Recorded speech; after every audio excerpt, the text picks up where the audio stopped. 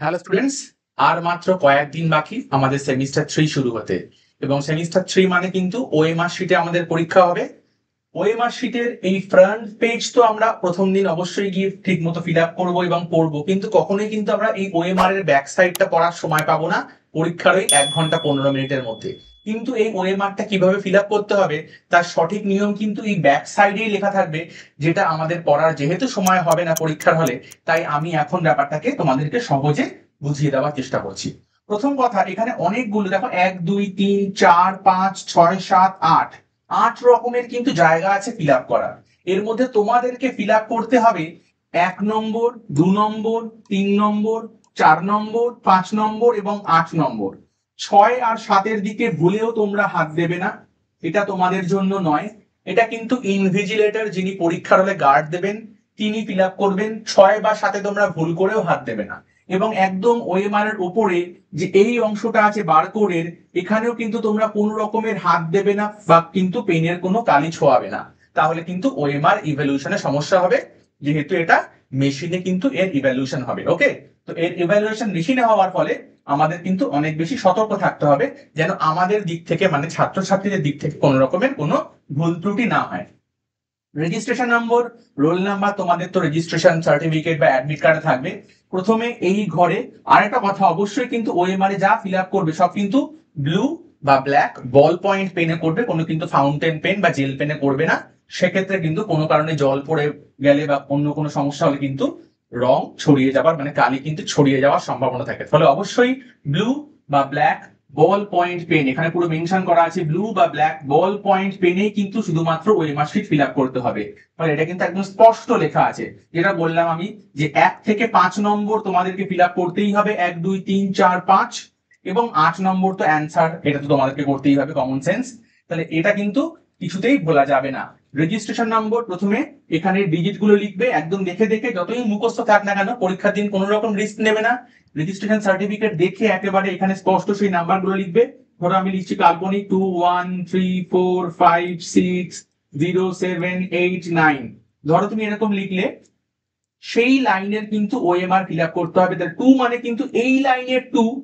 ওকে, এই লাইনের 2টা ভালো করে ফিল আপ করবে। 1 মানে পরেরটাতে এই 1 ফিল আপ করবে, এবং এই ফিল আপ যেন অলমোস্ট সম্পূর্ণ হয়। আমার স্মার্ট বোর্ড বলে অত পারফেক্ট হচ্ছে না, তোমাদের বল পয়েন্ট পেন থাকবে সরু, ফলে একদম যেন পারফেক্ট হয়। 3 মানে এই লাইনের 3টা কিন্তু সম্পূর্ণ ফিল আপ হবে, চেষ্টা করবে যেন গোলের বাইরে না বেরোয় এবং গোল যেন আংশিক পূর্ণ না হয়। অর্থাৎ ধরো 4, তো 4 আমি এই হাফ ফিল আপ করলাম, তো এরকম যেন না হয়, যেন সম্পূর্ণটাই ফিল আপ হয়। এরকম ভাবে কিন্তু প্রত্যেকটা নাম্বার একদম নির্দিষ্ট ভাবে ফিল আপ করবে, কোনো যেন ভুল ত্রুটি না হয়। ঠিক একই রকম ভাবে রোল এবং নাম্বার, এটাও সম্পূর্ণ ফিল আপ করবে।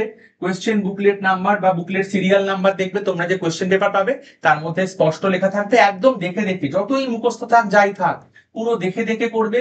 এবং এটা যদি ফিল আপ করতে এই 1 2 3 4 5 এই 5টা যদি ফিল আপ করতে তোমার 5-10 মিনিট সময় লাগে, তাতে লাগুক, কিন্তু যেন কোনো ভুল ত্রুটি এই অংশে না হয়।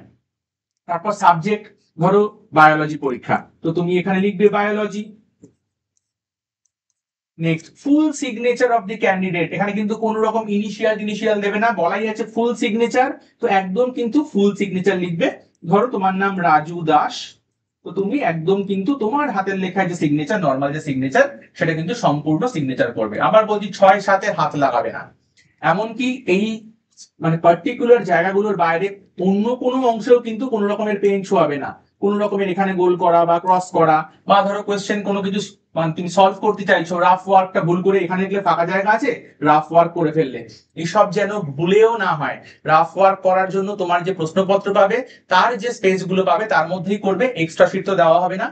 ফলে এই ওএমআর শিটে কিন্তু স্পেসিফিক অংশ ছাড়া ভুলেও কোনো অংশে টাচ করবে না। এবার চলে আসে সব থেকে গুরুত্বপূর্ণ 8 নম্বর, যে অ্যান্সার গুলো। নন প্র্যাকটিক্যাল সাবজেক্ট হলে 40 নম্বরের পরীক্ষা।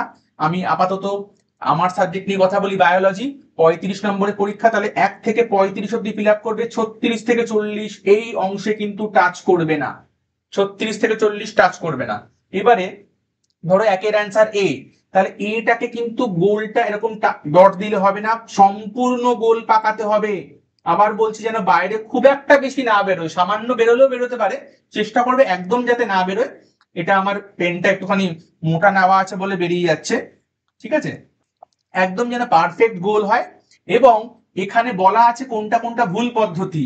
ধরো এই ক্রস, কেউ ধরো মনে করলে 2 এর অ্যান্সারটা সি, সিতে তুমি ক্রস দিলে, একেবারেই না, এটা ভুল পদ্ধতি লেখা আছে কিন্তু ব্যাক সাইডে। ধরো মনে করলে 4টার অ্যান্সার বি, বিতে তুমি টিক দিলে সঠিক উত্তর, তো মনে হলো টিক দিয়ে দিই, একেবারেই না, এটাও কিন্তু ভুল পদ্ধতি স্পষ্ট লেখা আছে।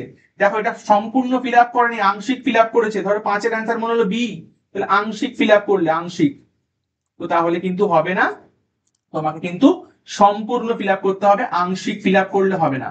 এবার ধরো তুমি মনে করলে, প্রথমে মনে করলে অ্যান্সার হবে এ, তাই তুমি এটাকে গোল করেছো, পরে তুমি রিয়ালাইজ করলে যে না, ওটা ভুল করে আমি এ করেছি, ওটা অ্যান্সার হবে সি, তুমি এই এ ও ফিল আপ আছে, তুমি সিটাকে ফিল আপ করলে, ওকে, সিটাকে ফিল আপ করলে তুমি কিন্তু নাম্বার পাবে না। যদি তুমি মনে করো যে না, আমি তো এটা ফিল আপ করেছিলাম, এটাকে দিলে বড় করে কেটে দিই, কেটে সিটাকে ফিল আপ করি, তাও হবে না। তুমি প্রথমবার যেটা ফিল আপ করবে সেটাকেই অ্যান্সার ধরা হবে। তুমি যদি তারপরে ওভার রাইটিং করো, মানে আরেকটাকে গোল পাকিয়ে দাও, ফিল আপ করে দাও, সেই কোয়েশ্চেন কিন্তু সঙ্গে সঙ্গে তোমার জিরো হয়ে যাবে, ফলে সেই সুযোগ কিন্তু নেই। তো একবারে যা করবে সেটাই। এবং যেহেতু কোনো নেগেটিভ মার্কিং নেই, এটা তো নিট পরীক্ষা না, এটা হচ্ছে সেমিস্টার পরীক্ষা, আমাদের এইচএস পরীক্ষা, তো এখানে কিন্তু কোনো নেগেটিভ মার্কিং নেই। ফলে কোনো উত্তর যদি তোমার নাও জানা থাকে, তুমি কিন্তু আন্দাজে যে কোনো একটা অপশন গোল করে চলে আসবে। ধরো 7এর অ্যান্সার তুমি জানো না, তুমি 7এর ধরো বি এরটাকে গোল করে চলে এলে, তাহলে কিন্তু তোমার কপাল যদি ভালো থাকে, তোমার দেখো এমনিতেই 4টের মধ্যে একটা তো সঠিক উত্তর, তোমার কিন্তু 25% চান্স এমনি নম্বর পেয়ে যাওয়ার। তো তুমি ছেড়ে আসবে না, কখনোই ছেড়ে আসা বুদ্ধিমানের কাজ না, অবশ্যই কিন্তু প্রত্যেকটা অ্যান্সার ফিল আপ করে আসবে।